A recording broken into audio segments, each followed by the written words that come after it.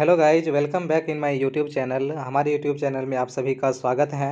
आज की इस वीडियो में हम एक बहुत ही महत्वपूर्ण प्रश्न को डिस्कस करेंगे। तो इस वीडियो को आप ध्यानपूर्वक देखें और अंत तक बने रहें।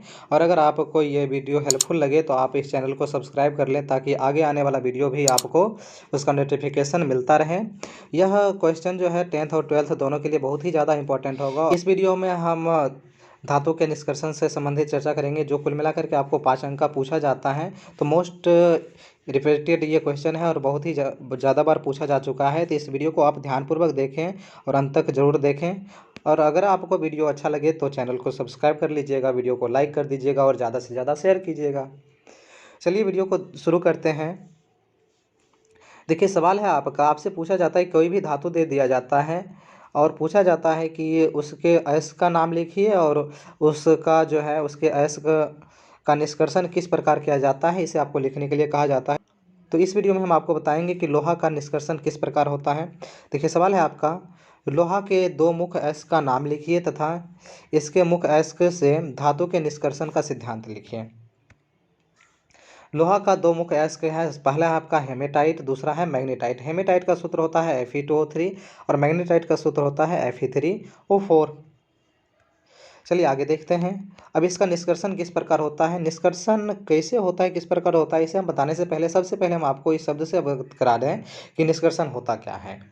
निष्कर्षण का मतलब है धातु, कोई भी धातु का अयस्क है तो धातु के अयस्क से शुद्ध धातु प्राप्त करना ही धातु का निष्कर्षण कहलाता है। ठीक है। अब देखिए, इसके लिए करना क्या है, तो हमें कुछ स्टेप्स इसमें अपनाने हैं।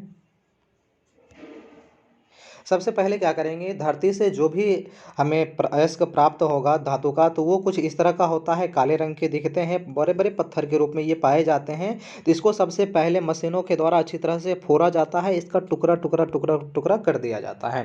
अब इसका पूरी तरह से टुकड़ा कर दिया जाता है, तोड़ दिया जाता है, मशीनों के द्वारा इसको तोड़ा जाता है और तोड़ने के बाद इसको अच्छी तरह से पीस करके इसका पाउडर बना दिया जाता है। इसी चीज़ को हम आपको यहाँ पे लिखे हैं, तो इसको आप अच्छी तरह से देख लीजिएगा और पढ़ लीजिएगा। उसके बाद पीसने के बाद क्या किया जाता है, देखिए, जब इसको पीस लिया जाता है तो पीसने के बाद अब अगली बारी आती है अयस्क के सांद्रण की। सांद्रण में क्या होता है, सांद्रण का मतलब होता है अयस्क से शुद्ध धातु प्राप्त करना ही अयस्क का सांद्रण कहलाता है। याद रखिएगा, अयस्क से शुद्ध धातु प्राप्त करना अयस्क का सांद्रण कहलाता है। तो हम यहाँ पे अयस्क लिए हैं हेमाटाइट, जिसका सूत्र है Fe2O3। तो ये लोहा के अयस्क का सांद्रण करने का सबसे अच्छा तरीका है चुंबकीय पृथक्करण विधि, क्योंकि आप जानते हैं कि लोहा जो होता है वह चुंबक के द्वारा आकर्षित हो जाता है। इसके लिए हम क्या करते हैं, इसके लिए क्या किया जाता है, 2 रोलर लिया जाता है जो घूमता है और इस पर एक पट्टी चढ़ा दी जाती है और इस पर हम क्या करते हैं, इस पर जो है लोहा का चूर्ण डालते जाते हैं और जैसे ही लोहा का चूर्ण इस पर डालते हैं तो जो भी लौह अयस्क होते हैं, मतलब लोहा जो होता है, लोहा का कण, वह नज़दीक गिरता है इस चुंबक से सट करके और जो भी अशुद्धियाँ होती है वह दूर गिरने लगता है। शुद्ध लोहा जो है वो अलग हो जाता है और उसमें जो भी अशुद्धियाँ होती है वो अलग हो जाती है। लेकिन यहाँ पे इसका मतलब आप बिल्कुल भी मत सोचिएगा कि यहाँ लोहा पूरी तरह से निकल गया है और उसका शुद्धिकरण हो गया है, ऐसा बिल्कुल भी नहीं होता है। देखिए, होता क्या है, इस ये तो हम कर लेते हैं, लेकिन इस प्रक्रिया को करने के बाद भी लोहा पूरी तरह से यहाँ से बाहर नहीं निकलता है और लोहा का शुद्धिकरण नहीं होता है। साथ ही साथ ये हमें पाउडर के रूप में प्राप्त हुआ है। तो देखिए आगे क्या करते हैं। अब इसको पूरी तरह से शुद्ध करने के लिए आगे अपनाई जाती है निस्तापन की प्रक्रिया। इसमें क्या होता है, वायु की उपस्थिति में क्या करते हैं, सांद्रित अयस्क को वायु की उपस्थिति में गर्म किया जाता है, जिससे उसमें उपस्थित नमी जलवाष्प के रूप में बाहर निकल जाता है तथा शुद्ध धातु ऑक्साइड के रूप में प्राप्त होता है। निस्तापन में याद रखिएगा, वायु की उपस्थिति में किसी भी धातु के अयस्क को गर्म करना ही निस्तापन कहलाता है। तो जैसे ही उसे हम गर्म कर देते हैं तो वो सब उससे सभी का सभी नमी बाहर निकल जाता है और सिर्फ उसका ऑक्साइड बचता है। आगे क्या करते हैं, आगे हम परगलन की क्रिया करते हैं। इसमें निस्तापित अयस्क को चूना पत्थर तथा कोक के साथ मिलाकर वात्य भट्ठी में ऊपर से गिराया जाता है। तो कोक के जलने से कार्बन मोनोऑक्साइड प्राप्त होता है। यानी देखिए, हम आपको फोटो की मदद से इसको दिखा दे रहे हैं क्या करते हैं। इसमें चूना पत्थर, अब अयस्क में हम चूना पत्थर मिला देते हैं और कोक मिला देते हैं। इसको मिलाया क्यों जाता है? क्योंकि अब इसे हमें गर्म करना है और गर्म करके इसे पिघलाना है, तब जा कर के हमें शुद्ध धातु प्राप्त होगा और अशुद्धियाँ उससे बाहर निकलेगी।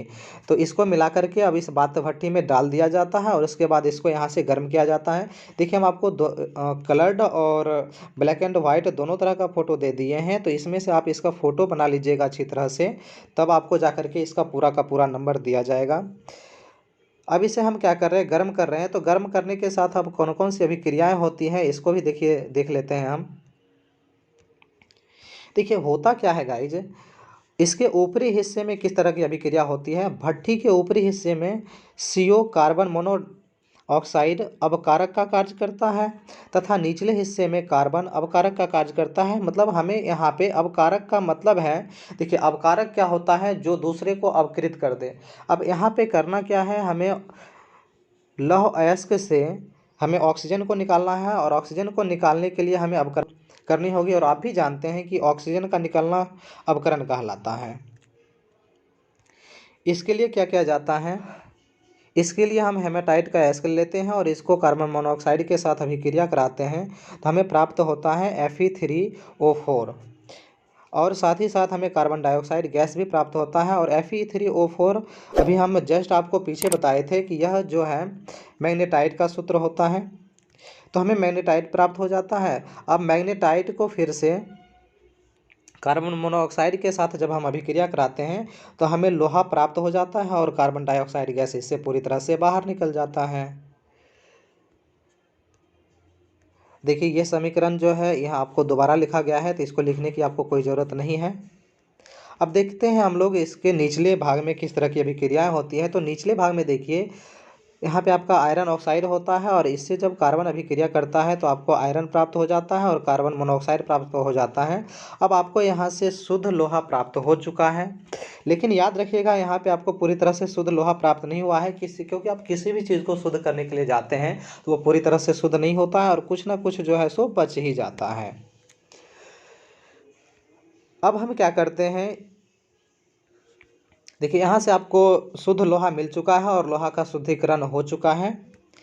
देखिए आगे क्या होता है, इस प्रकार हमें लोहा के अयस्क से शुद्ध लोहा प्राप्त होता है, परंतु फिर भी इसमें 4% कार्बन तथा कुछ अशुद्धियाँ जैसे सिलिकॉन और आर्गन इसमें इत्यादि रह जाता है। यानी कि उसमें कुछ अशुद्धियाँ रह जाती हैं, तो पूरी तरह से वो शुद्ध नहीं होता है। देखिए, थोड़ा हम आपको SI यानी सिलिकॉन के बारे में बताते हैं। सिलिकॉन एक उपधातु है, याद रखिएगा, और आर्गन जो है यह एक अक्रिय गैस है और यह एक ऐसा अक्रिय गैस है जो वायुमंडल में सबसे ज़्यादा मात्रा में पाया जाता है। तो दोनों आप याद रखें, आपको ऑब्जेक्टिव में काम आएगा।